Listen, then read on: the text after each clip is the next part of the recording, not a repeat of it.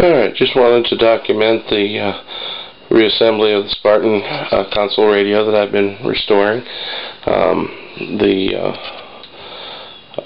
amplifier I had up and running, the radio I had up and running on the bench, and it was working fine. Put it all back together and had a socket come loose, and so I had to pull it all apart. And I've since secured those sockets and added a new power cord and a fuse, inline fuse. And but because I put the power choke and output transformer on the baffle board here, I really couldn't test it until I put it back together, so I wanted to get a little video of the inside so that we could see what it looks like. As you can see on the baffle board, I've got a 10-inch speaker that I salvaged from an organ. The original field coil speaker that was in there was destroyed, so I needed to replace the field coil with a choke, and then a new output transformer. Transformers on the top, choke in the middle there, and below that a couple of dropping power resistors that were necessary because the DC resistance on the original field coil and output transformer was much higher than the units that I salvaged from a Baldwin organ. So I just wanted us to have a little look at what the inside looks like. On the top here you can see I've laid down the loop antenna. That'll go standing up behind the speaker when it gets all put back together. And once I get it all put back together, we'll run another video and show it in action. Here you can see some of the work that I did in the chassis. All of the electrolytic caps were replaced. The can cap was just disconnected and modern caps put underneath, and all of the wax paper caps were replaced. That's where you see the little yellow polyester film caps that replaced them. And then I did replace a handful of resistors. This unit was completely non-functional when I got it. I probably spent on the order of maybe $20 to get the thing going, because I had the salvage parts on hand.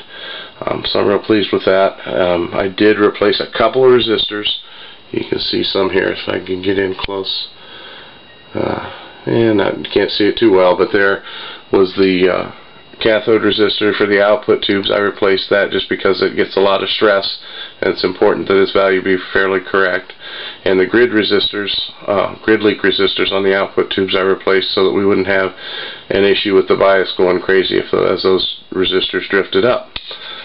So stay tuned for the next video when I get it all put back together, and we'll have a little tour of it.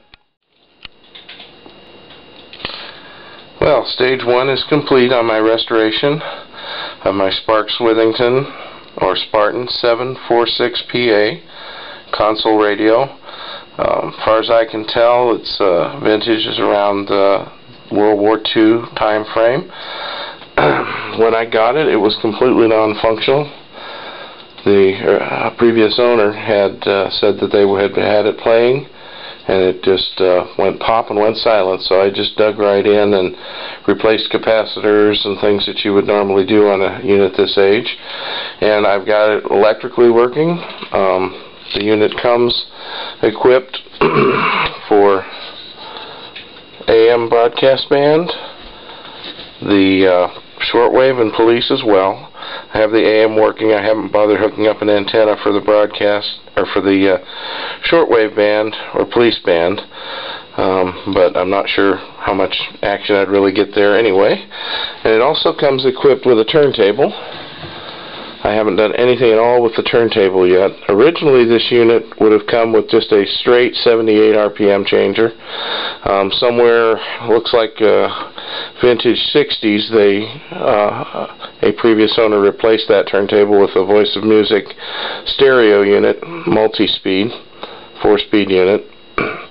And the way they adapted it was just to plug in one channel of the stereo cartridge into the phono input. So when I go to get that all greased up and running again, I'll put in a summing network so that we'll get the value of both channels. In the meantime, I have put a couple of summing resistors and jacks in there so that we can use the iPod with it. So let's fire it up here and we'll take a listen to the AM. The on-off switch is also the tone control. Wait for it to warm up here. There we go. So how would you describe the dual personality of Lotus? Here the tone quality change. Well, first is Lotus's outstanding residual grass and broadleaf control, even on glyphosate-resistant weeds. It's powerful. Not a whole lot of AM available around here.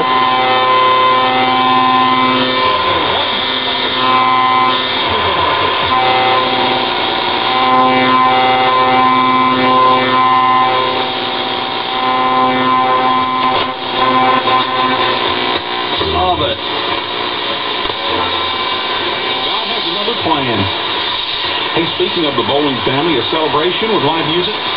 But it does function. Newsmaker. And if news should break this weekend, you'll have that breaking news fast and first. And then the switch here over for the iPod. Oh.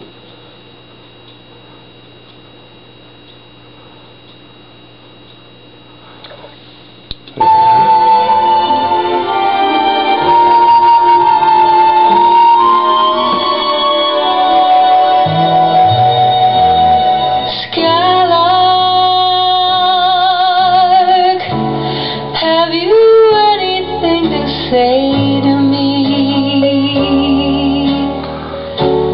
won't you tell Pretty pleased with the resulting fidelity that we got out of it. As we take a closer look inside, you can see on the baffle board there I installed the output transformer and choke from the organ and a couple of dropping resistors because the DC resistance of the parts I used was much less than that of the original units, and so I was getting too high of a supply voltage, so I had to modify that a little bit more as well.